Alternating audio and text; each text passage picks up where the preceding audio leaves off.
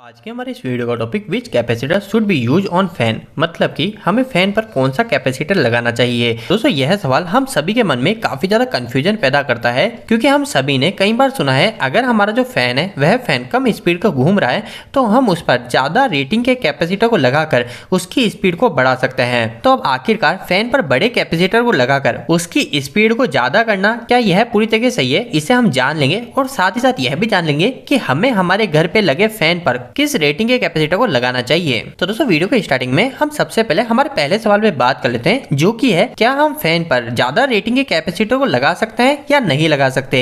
जैसा कि हम सभी को पता है हमारे जो भी सीलिंग फैन होते हैं उन सभी सीलिंग फैन के ऊपर अधिकतर कंपनी के द्वारा जो कैपेसिटर लगा के दिया जाता है वो रहता है हमारा 2.5 माइक्रोफैराड का। अब जब भी हमारा ये सीलिंग फैन कम स्पीड पे चलता है तो उस समय हमें कई लोग बोलते हैं कि आप आपके सीलिंग फैन पे 3.15 माइक्रोफैराड का कैपेसिटर लगा लो, आपकी फैन की स्पीड बढ़ जाएगी। और कोई कोई तो आपको 4 माइक्रोफैराड का कैपेसिटर लगाने की भी सलाह देते हैं। और इसके अलावा आपको कई लोग यह कहते हुए मिलेंगे कि कभी भी आपको सीलिंग फैन पे 2.5 माइक्रोफैराड के ऊपर के कैपेसिटर को नहीं लगाना चाहिए। तो अब आखिरकार इन सभी आंसर के अंदर सही आंसर क्या है, मैं मेरे फैन पे किस रेटिंग के कैपेसिटर को लगाऊं, वह हम इस वीडियो में जान लेते हैं। तो दोस्तों इन सभी बातों को जानने के लिए आपको एक सिंपल सी इलेक्ट्रिकल की टर्म पता होनी चाहिए कि हमारी जितनी भी मोटर होती है, चाहे हम हमारी सीलिंग फैन की बात करो, यह सीलिंग फैन भी हमारा सिंगल फेज इंडक्शन मोटर ही है। अगर हम हमारी कभी इस मोटर को मतलब कि हमारे फैन को कम वोल्टेज की सप्लाई देंगे, उदाहरण के लिए हमारे इस सीलिंग फैन को 220 वोल्टेज अच्छे से ऑपरेट होने के लिए चाहिए, लेकिन किसी कारणवश हमारे पास जो वोल्टेज आ रहा है वह वोल्टेज सिर्फ 180 ही वोल्टेज आ रहे हैं।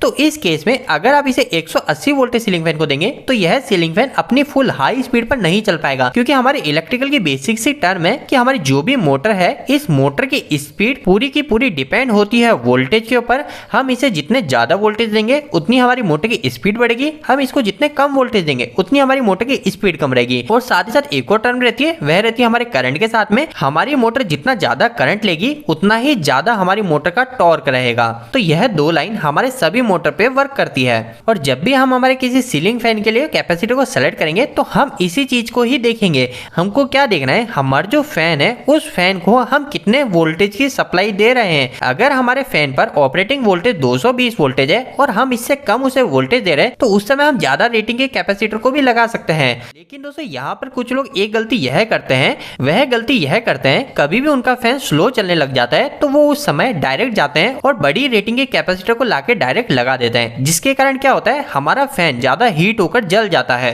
तो आपको इस बात का ध्यान रखना है, अगर कभी भी आपके फैन की स्पीड वोल्टेज की वजह से कम हो रही है, मतलब कि उसमें हम वोल्टेज प्रॉपर नहीं दे पा रहे, उसकी वजह से स्पीड उसकी कम हो रही है, तो उस समय हम बड़ी रेटिंग के कैपेसिटर को भी लगा सकते हैं। लेकिन अब हमारा फैन कितनी कैपेसिटी के कैपेसिटर को अलाउ करता है यह भी हमें जान लेना चाहिए। तो दोस्तों फैन के कैपेसिटर को निकालने का एक सिंपल सा फॉर्मूला होता है। अगर मैं आपको फॉर्मूला बताऊं तो यह होता है P into efficiency into 1000 divided by voltage square into frequency. अब आखिरकार इस फॉर्मूला हम कैसे सॉल्व करेंगे, तो यह काफी ज्यादा सिंपल सा है।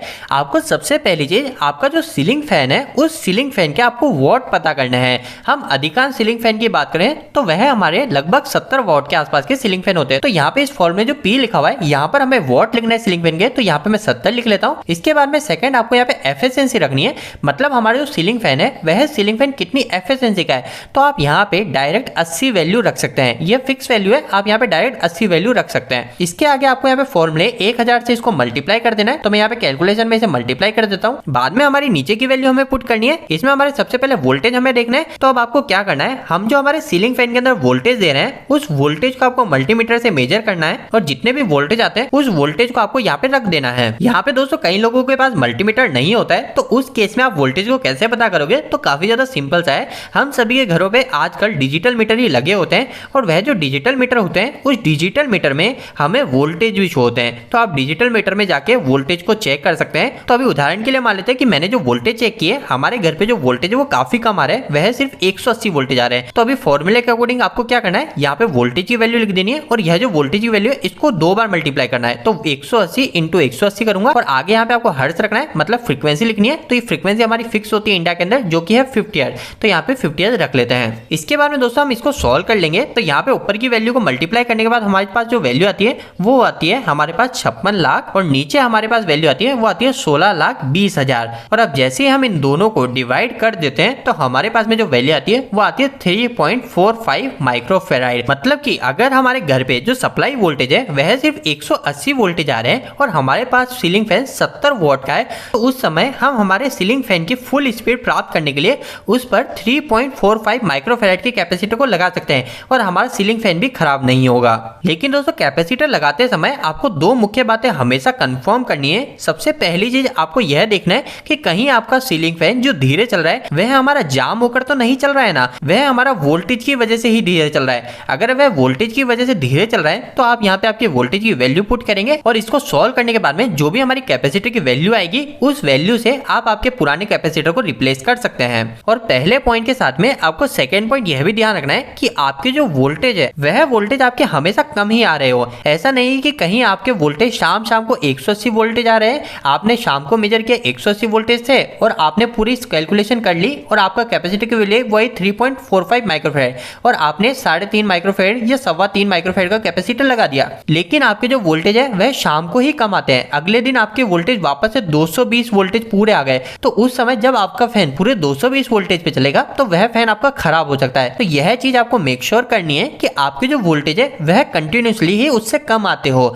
अगर वोल्टेज ज्यादा आएंगे तो आपका फैन खराब हो सकता है। और दोस्तों मैं आपको बता देना चाहता हूं, अगर आपके वोल्टेज पूरी तरीके से कम आ रहे हैं तो यहाँ पर कोई भी चिंता वाली बात नहीं होती। मैंने खुद ने इस चीज को प्रैक्टिकल यूज कर रखा है। और दोस्तों अगर आप यह देखने के बाद में ऑनलाइन कैपेसिटर को बाय करने की सोच रहे हैं तो मैं कोशिश करूंगा कुछ अच्छे कैपेसिटर की लिंक वीडियो के डिस्क्रिप्शन बॉक्स में डालने की, आप वहां पे जाकर उसे चेक कर सकते हैं। उम्मीद करता हूं कि आज के इस वीडियो के माध्यम से आपको कहीं ना कहीं कुछ बेहतर जानकारी मिली होगी। आपको ये वीडियो कैसा लगा, इस वीडियो को लाइक करके जरूर बताएं। अगर आपको कोई भी सवाल इस वीडियो के प्रति फिर आप मुझे कमेंट बॉक्स में कमेंट करके पूछ सकते हैं। इलेक्ट्रिकल पसंद करते हैं आज ही चैनल को सब्सक्राइब कर लीजिए। आज के लिए इतना ही, धन्यवाद।